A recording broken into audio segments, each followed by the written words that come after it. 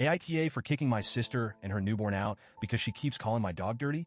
I, 28M, have a golden retriever named Max. He's my absolute best friend, my baby, my rock. I've had him since he was a tiny, clumsy ball of fluff, and he's been by my side through thick and thin. When I went through a terrible breakup, Max was there. When I lost my job and was spiraling into depression, Max was the only thing keeping me sane. The point is, this dog isn't just a pet to me. He's family. Now, enter my sister, Lisa, 32F.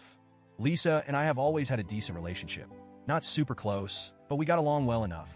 She's never been an animal lover, but she was never outwardly hostile toward Max either. That is until she had a baby. Lisa and her boyfriend split up a few months before she gave birth, and since she didn't have anywhere to go, she asked if she could stay with me temporarily until she figured things out. I said yes, of course, because, well, she's my sister, and I wasn't about to let her be homeless with a newborn. I knew it might be a bit of an adjustment since I live alone and am very used to my routines, but I figured we'd make it work. I did not expect it to turn into World War III over my dog. Lisa moved in when her baby, Sophie, was about 3 months old.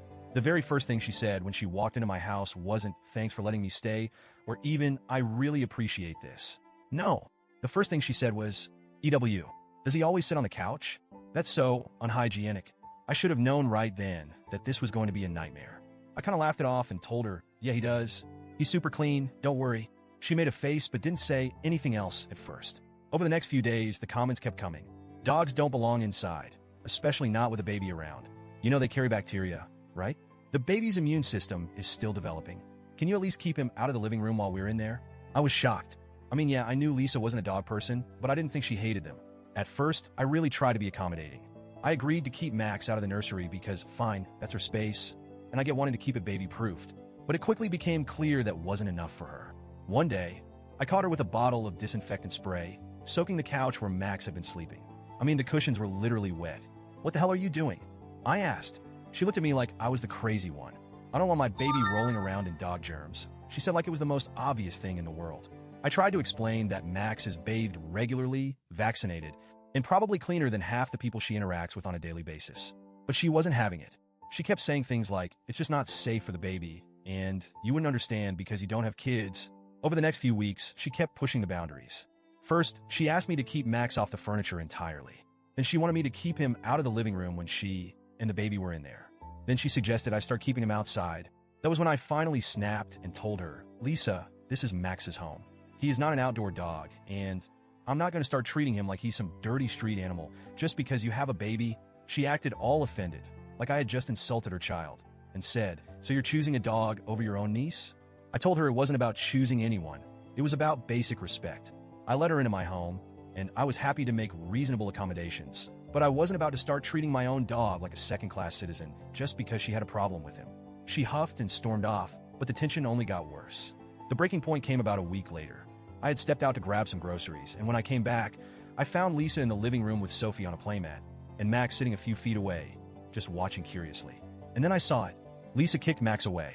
Not hard enough to injure him, but definitely not just a little nudge. She shoved him with her foot like he was a piece of trash that had wandered too close to her baby. Max didn't react aggressively.